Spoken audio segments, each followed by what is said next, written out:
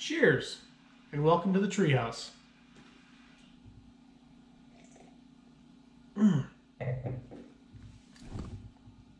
Where we drink beer and solve nothing. The show will be divided into two parts. First part, what we did today. And the second part, when the beer smarts kick in, what's going on in the world, what's going on in art, music, technology, politics, what's happening around beer world, kind of anything I want to cover because I've been drinking, and that's when the fun kicks in. Through this entire series, there is only one rule, and we never violate that rule. Never violate rule number one in life. Don't be a dick. So enjoy, come down, grab a beer, have some conversation, and never violate rule number one. Cheers.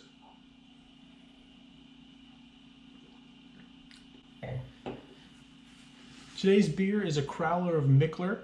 I bought this at a local bottle shop down here, Casual Pint over in Countryside Village.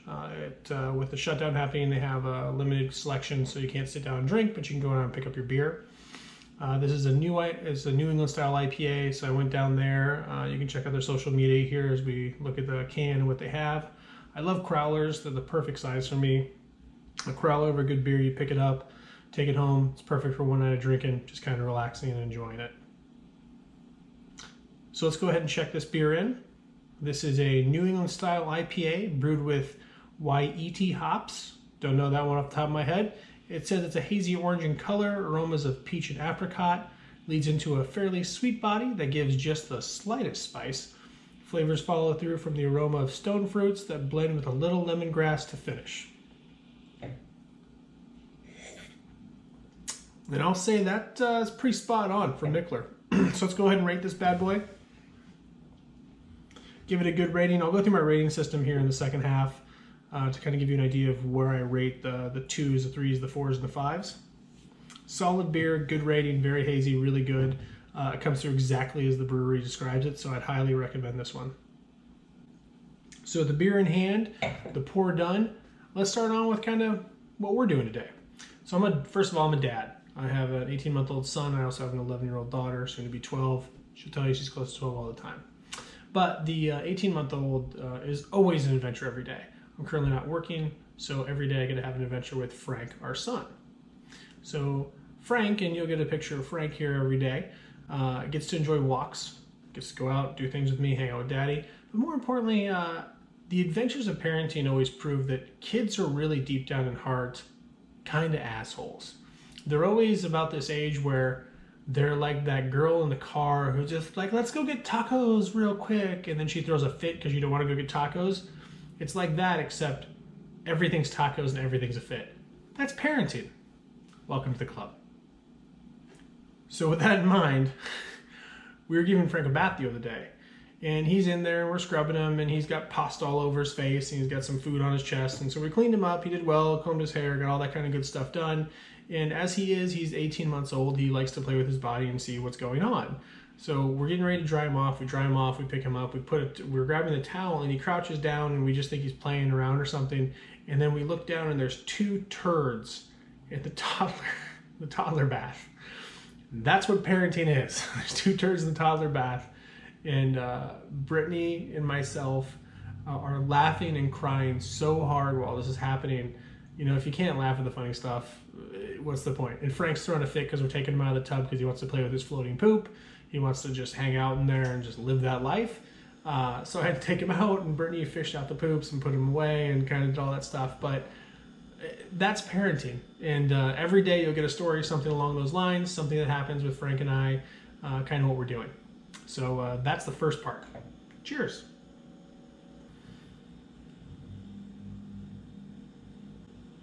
So, also today, Frank and I went on a walk with Brittany. So we went out to the Field Club Trail. It's a really nice trail, as you see here. Frank's got a little stroller we push him in, and Brittany went for a little bit of a run. It was really fun. It was really nice. It was a 4-mile walk, so nothing too bad. But the crazy thing was, on the way back, it started to rain. You know, welcome to Midwest weather, right? So we got on our way out, everything was fine. And then on the way back, the rain started coming down. Nothing too heavy, but we were in a little bit of a hurry. Brittany said her last few moments there towards the end, she ran her quickest mile, and I probably walked my quickest mile when I was pushing Frank. We were definitely going at it. So that was pretty funny. Getting Frank out there in the walk, and he of course just slept through the whole thing because that's what kids do. And of course, Mallory redid her room, you can see here. And of course, as you can see here, Mallory did her room. She put up some fairy lights, she redid the wall. Brittany and her spent about an hour doing this together. She even, if you pan around here as we look through the room, you can see that she actually redid the closet so that she has a little nook she can go in there and sit down and read, and that's really cute. So Mallory really enjoys this. She said that this is her favorite dream room, and she's getting really close to finalizing it. She really enjoys it. She really thinks the room's great. She likes her bed. Everything's kind of moved around. You can see what she's got in there. So here's a section I like because I love movies. I love to see what's going on. So here's some trailers I'm really looking forward to. Some movies that, you know, fingers crossed we actually get to go see them, or even get to see them streaming. So what we have here, of course, is Space Force. And what you can see here is Space Force going on with a great staff, a great team. I think this is going to be really funny and a really good show. Second, you got King of Staten Island. I really do think this preview is good. I'm going to link to all these trailers down below, but I got a hot take for you. Pete Davidson may win an Oscar someday. I really think he can make that turn into a good actor, and it's just starting to shine through on here, and I really think it'll be really interesting what comes out of this. The last one, of course, is I just can't get enough of Ryan Reynolds. Ryan Reynolds, I've loved him since Two Guys, a Girl, and a Pizza Place. You know, this Canadian guy has to tell this place on my screen for what seems like forever for every series he's done.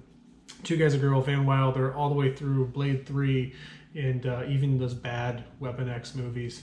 And now he's currently doing really well. So Free Guy seems really good. I'm looking forward to seeing that as well. The final section I have right now is YouTubers I'm watching. I'm an avid YouTuber. I love watching YouTube. That's what inspired me to do this. Part of this is for future, so that my daughter and son can see something, and my family can be shared. But also because, you know, sharing great people and seeing great work that these people are doing and sharing them around and like experiencing new places is so cool. Number one, I've been watching a lot of Whiskey Tribe. So what you see here, Whiskey Tribe is, as far as I understand, more than two guys. It's a whole team of people. And I'm learning so much about how whiskey tastes and how it develops. And they have these great series of bringing whiskey noobs into understanding whiskey, and then, you know, what it's like to be a whiskey sommelier. There, lots of really cool content, even like a good listing of like, here's some starter stuff. Their website's good, kind of everything's really good. I really like what they're doing. You know, the idea that every whiskey is good, and, you know, there's no gatekeeping, and they're welcoming people in. That's something the beer world can do a lot better at. There's a lot of gatekeeping in the beer world. And I think that the Whiskey Tribe really spoke to me because they're found a group of people that are looking to do that. So shout out to Whiskey Tribe. Keep up the good work. My second favorite one, and I've been watching these guys for a while, is the Straight Pipes. Yuri and Jacob go for a drive. I just love these guys. Cliche Corner, the whole nine, when they got the Raptor, when they got the Prowler. I love these guys. Their work is really catchy. They're really good and knowledgeable about cars. And right now, because you can't drive a car, they're taking things virtually. So it's really cool. They actually take press footage, they talk through things, but more importantly, they're engaging their team and they're engaging people out in the crowds. So virtually what they're doing is they're having, you can catch them on Twitch, they're having Gran Turismo races. So you can go on there, you can race with the stars of the show. I think they just surpassed 500 million users, or close to that. I forget off the top of my head, but we'll take a look here. I really think they're doing a great job, and I think it's very well worth a follow. Yuri and Jacob, shout out to the Straight Pipes. I think they helped me get my car. I have a 4Runner, and my wife has an Outback, and both of those were influenced heavily by their reviews. I love my 4Runner to bits, and that's a different topic for a different day. But Yuri and Jacob at the Straight Pipes, go check them out. Now comes a time where the beer smarts kick in, where we pour a little bit more in the glass, finish off the crowler, pretty close to it. Cheers. Now's the second part of this. We got a refill. Shout out to Nebraska Beer Dumpster Fire and the Trash Pandas. This beer tastes delicious. It's going down really easy, which is never a good plan. But the second part of the show is really so that we can have some of the beer smarts kick in and have a conversation about, first of all, beer. I love beer, so a little bit about the beer community, although what's going on locally. I'll talk about some of the local Omaha brewers. I'll talk about some regional stuff and then some national news. And then we'll probably pivot into something that either I find funny or something that's controversial or just something that I feel like poking the bear, because that's kind of what I like to do. I like to play devil's advocate a little bit, so you and I can sit here and have a conversation. Sometimes I'll ask you about something and it may not be the way I believe it at all, but I kind of want to ask a question and see if that's what you're thinking. So that's part 2. Let's dive in.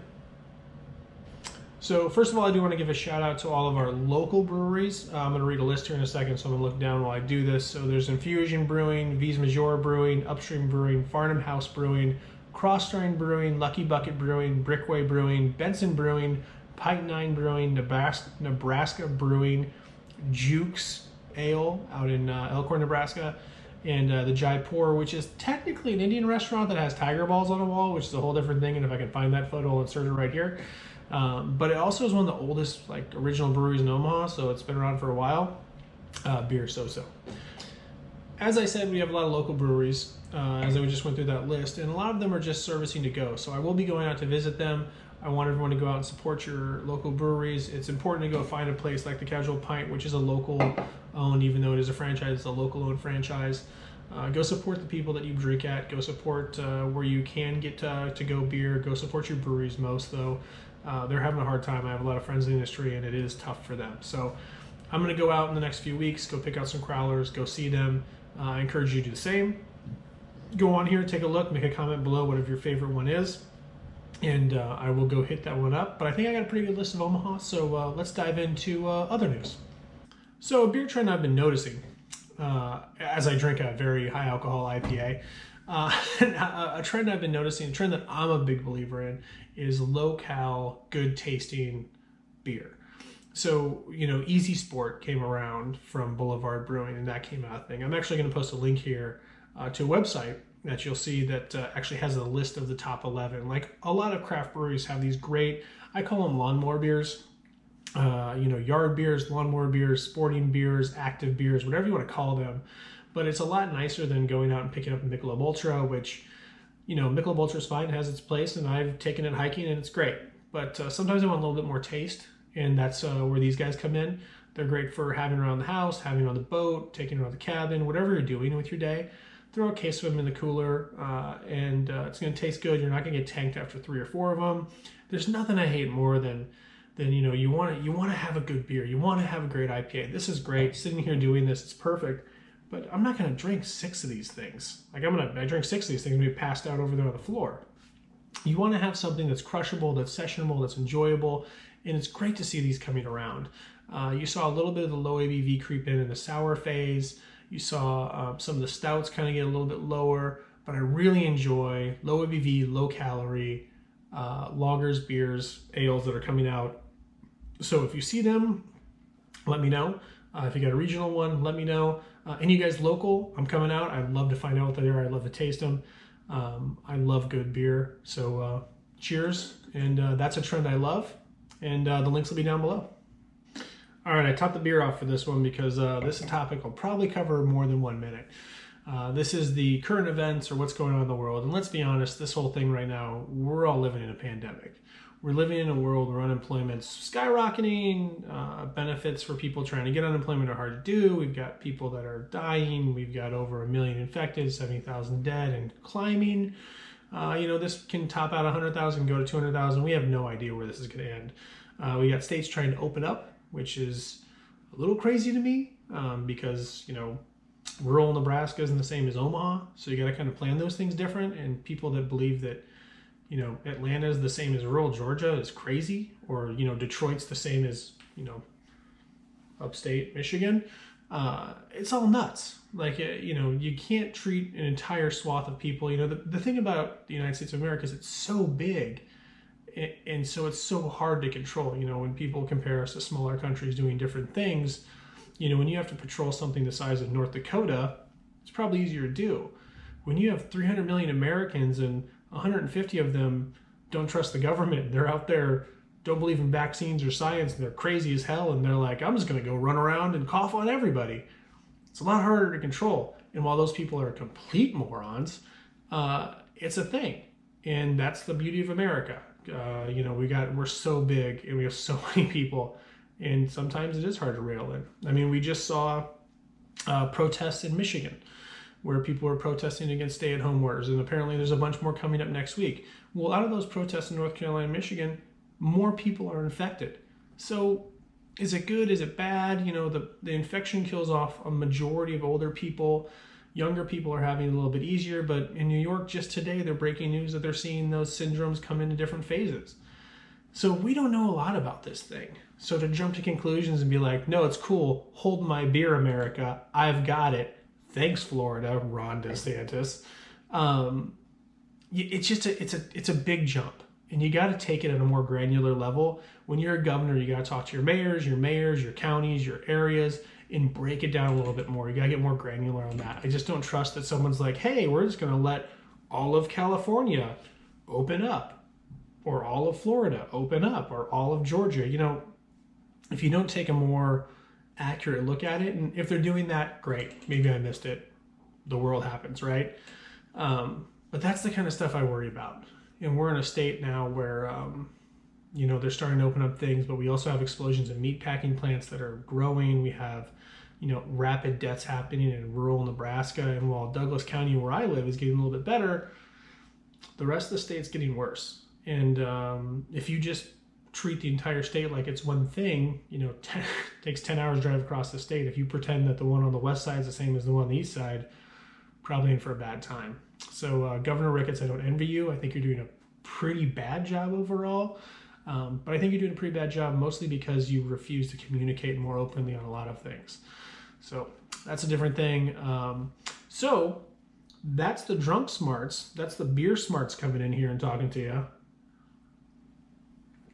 And that's just the COVID take. 1 minute, I'll be right back. All right, so that's the COVID take. But what about some more obscure stuff that's going on right now? We've got people trying to regulate speech around hate speech, around using the word Chinese virus, around using different terms for the COVID virus, around different things. And as much as I want to tell you that people doing that are definitely violating rule number 1, and they're totally dicks, regulating speech is a dangerous slope. Once you tell someone they can't say something or you go to jail, it's really dangerous. Think of all the hate speech we have in America. Think of, some of the words we're not even allowed to say on camera without being smeared. One of those not being Karens, because Karens are horrible people, and let's be honest, you got the Beckys, you got the Karens, you got the Kathys, they're everywhere. So you can do that, but there are certain things you just aren't allowed to say in public unless you want to face the ramifications, and that's what free speech really is. Free speech isn't the ability to say or not say. Free speech is you can say whatever you want. Somebody may not like it, but the ability to say it doesn't mean you're free from the ramifications of it. And that's important, because going out here and just being like, oh, I'm just going to say all these things and no one's going to be mad at me, like, that's not how it works. So keep that in mind when you're walking out there and you're talking about the COVID virus and trying to make laws. When you make laws and say, the second someone says a word I don't like, then they're going to prison. Well, who determines what they don't like? Because that's a slippery slope. Because what if you just don't like Bobby down the street using a term for hangers differently than your term is? Well, then you write a law and Bobby goes to jail. That's the kind of slippery slope we're looking at. I know that's sounds crazy, but it's realistic. As soon as the government gets to legislate what you can and can't say and what goes to prison because you say something, don't say something, it's a really slippery slope to be able to enable people to be like, what you're saying isn't cool, you're going to jail, have a nice life. Ooh, that's scary. Let's move on to technology. I'm a huge tech nerd. I love Marquise Brownlee. I follow The Verge. I'll put all these links down in chat. I think these are Gizmodo, The Verge are like my 2 hits. Renee Ritchie on iMore. I love you guys. I listen to it. I am fully into the Apple life. I used to resist it a lot. I used to try to be all about that Android life. And I know it's come a long way and Android is way better. And some of the phones that come out make me want to buy them every single time. But I got the watch, I've got the phone, I've got the tablet. And now I just recently bought the newest MacBook Pro that just came out. So right now I want to give you guys a little heads up on how cool that is. So the one I got is the upgraded model. I sold off a bunch of my phones and a bunch of my other laptops and consolidated a lot of my tech to get this thing, so it was something that I really wanted to get. It is really nice. The portability is great. I do all the video editing for the show on here. I do audio editing. My daughter has a Mallory Makes channel that she makes cooking shows on. We have a son, so we do a lot of GoPro videos, which is what I'm filming this on. And we share a lot of content. So the point of that being is I can upload that, put it on here, edit it really quick, even through iMovie. And I had a MacBook Air, as a matter of fact. It's sitting right over there. Every time I used it, it would just, you could hear the fans, like audibly hear the fans. It was really bad. And a MacBook Air is a fine device. It'd probably be great for my wife, for my daughter, for a lot of people that just want to surf the web, get some really basic stuff done, check your email, get around. It's fantastic. $999. It's a great entry level. You get your iMessage on there, you get your Apple Pay, Touch ID, all that stuff. It interacts with your phone, interacts with the whole services. It's a great entry level. The bezels still are horrible as they are on the MacBook Pro, but this Pro sounds good. I just was watching some YouTube channels, teardowns. It sounds good because they put subwoofers in it. The new keyboard is amazing. The Magic Keyboard is so much better than what they had before. The Butterfly keyboard from before was hot garbage. Don't let anyone tell you that was good. It was trash. And I'm so glad we have something else in here. So I have the new MacBook Pro. As you can see here, there's lots of options to go with it. I'd highly recommend getting the bigger one. But for what it's worth, you know, at the entry-level point at $1,299, you still get a great device. You still get the dual air cooling. You still get all the stuff that comes with it. You just don't get the 10th gen processors and some of the bells and whistles that I wanted to get with it. Still a great device. So whichever one you go, the new keyboards, the new Macs, for like the last 5 years, it's been really hard to recommend to get a MacBook because those keyboards were just so trash. This new one, great. I think it's fantastic. I think Apple's about to make a big comeback in the laptop world with back to school next year with everything going on. So I look forward to doing that. And I look forward to hearing all the other reviews that come in here. And there you go. And as I pour the last of this out, the last drops out of the can, I want to thank you all very much for coming to the Treehouse. Remember, never violate rule number 1. And the best beer you have is the one that's in your hand. So thank you all for your time. Thumbs up if you like it. Subs if you loved it. Thanks. I'm stealing that from Dave. Have a nice day, everybody. Cheers.